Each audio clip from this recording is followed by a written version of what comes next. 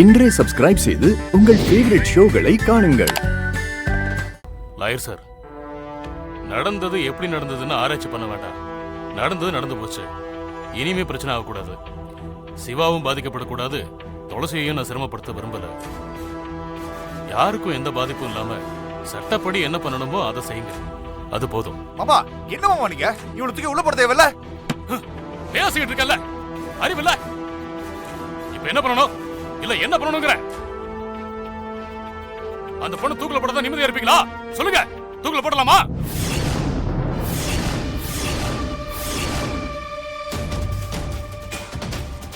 ஆளுக்கு நாட்டாம பண்ண இது என்ன குடும்பமா இல்ல மீன் கடையா?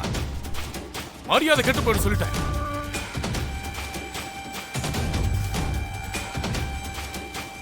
எல்லாரும் கொஞ்சம் சும்மா இருங்களேன். அவர் தான் பேசிட்டு இருக்காரு இல்ல. அம்பலம் சார், நீங்க உட்காருங்க.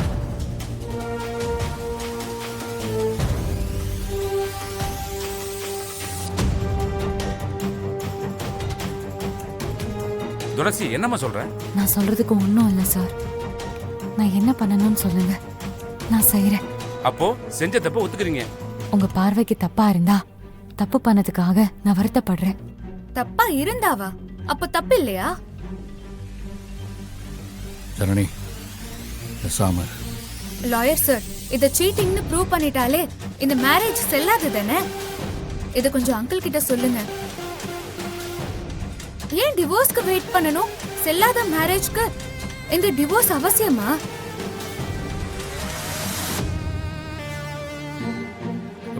ஜனனி ப்ளீஸ், கொஞ்சம் பொறுமையா இரு.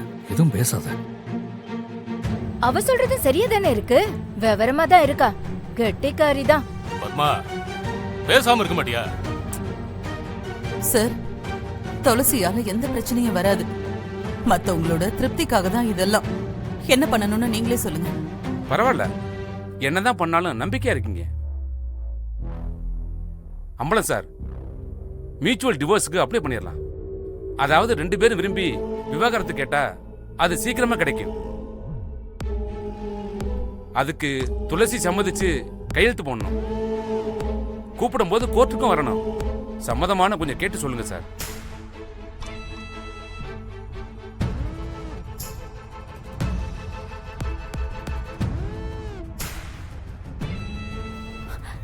எங்க கையெழுத்து போடணும்?